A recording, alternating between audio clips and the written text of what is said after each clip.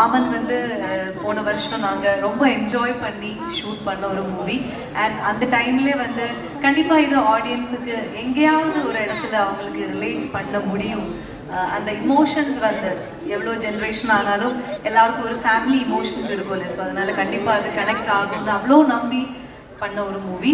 So அதில் இருக்கிற எல்லா கேரக்டர்ஸுமே ஆடியன்ஸுக்கு ரொம்ப பிடிச்சிருக்குன்னு இப்போ ஆஃப்டர் த ரிலீஸ் நாங்கள் ஒவ்வொரு ஊரில் போகும்போது தான் தெரியும். தாய் மாமனோட அக்காவா, லட்டுவோட அம்மாவா நீங்க அப்படின்னு சொல்லி நிறைய பேர் குட்டி பசங்கள்ல இருந்து பெரிய ஆளுங்கள்ல இருந்து எல்லாரும் பேசுவாங்க. ரொம்ப பிடிச்ச ஒரு கேரக்டராக இருந்தது அவங்களுக்குன்னு அது தெரியும் போது எனக்கும் ரொம்ப சந்தோஷமா இருந்தது. So thank you so much. எங்கள் டைரக்டர் இங்கே இல்லை, பட் ஸ்டில் பிரசாந்த் சாருக்கு, சூரி சாருக்கு, ப்ரொடியூசர் குமார் சாருக்கு, தென் தினேஷ் சார், என்னோட பேர் பாபா பாஸ்கர் மாஸ்டர், ஐஷு, லட்டு, எல்லாருக்குமே அந்த என்டையர் டீம், ராஜ்கிரண் சார் எல்லாருக்குமே நன்றி சொல்கிறேன். அவ்வளோ நல்ல ஒரு படத்துக்கு வாய்ப்பு கிடைச்சதுக்கு எனக்கு ரொம்ப ரொம்ப ரொம்ப சந்தோஷமா இருக்கு. அண்ட் தமிழ் ஆடியன்ஸ், தமிழ் மக்கள், தமிழ் லாங்குவேஜ் இதுதான் இப்போ இந்த 2024 இருந்தது. இதுதான் என்னோட ஒரு ஆக்சிஜனாக மாறிட்டு. ஸோ ஆஃப்டர் லவர் வந்து மாமன் மாதிரி ஒரு கேரக்டர் அந்த மூவி கிடைச்சது அவ்வளோ சந்தோஷமா இருக்கு. ஸோ இந்த தமிழ் ஆடியன்ஸோட லவ் வந்து எப்பவும் இப்படி இருக்கணும்னு தான் எனக்கு ஒரு ஆசையா இருக்கு. தமிழ் மக்களுக்கு ஒரு தடவை பிடிச்சிருச்சுன்னா நாங்க கட்டி பிடிச்சி. ஆமா, அதான் எங்களுக்கு தெரியுமே. நயன் மேம், அசின் மேம் அதெல்லாம் பார்த்துதானே நாங்களும் தமிழ்நாடுக்கு நம்பி வந்திருக்கோம். பெரிய வாழ்த்துக்கள் உங்களுக்கு.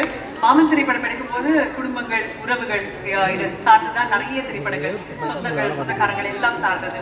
அதுல இந்த மாதிரி இந்த கேரக்டர் என்னுடைய வாழ்க்கையில இருந்ததுன்னா நல்லா இருக்கும், இந்த கேரக்டர் என் வாழ்க்கையில இருக்கவே கூடாதுப்பா அப்படின்னு நினைக்கக்கூடிய ஒரு கேரக்டர், அதாவது படத்துல சார்ந்த கேரக்டர்ஸா கேட்கிறேன். ஆமா, அப்படி என்னோட வாழ்க்கையில இருந்தா நல்லா இருக்கும்னு எனக்கு தோன்ற ஒரு கேரக்டர்னா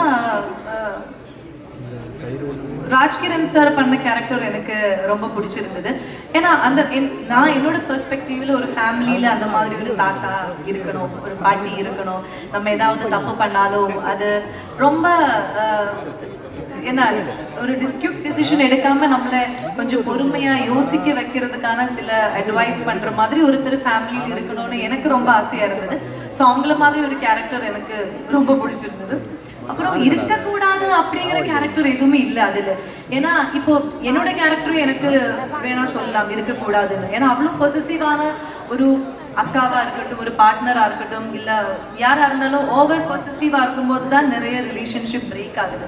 ஸோ மேபி என்னோட கேரக்டர் வந்து இருக்கக்கூடாது. யா, அவ்வளோ பொசசிவான ஒரு பர்சனாகவும் நம்ம இருக்கக்கூடாது. யா.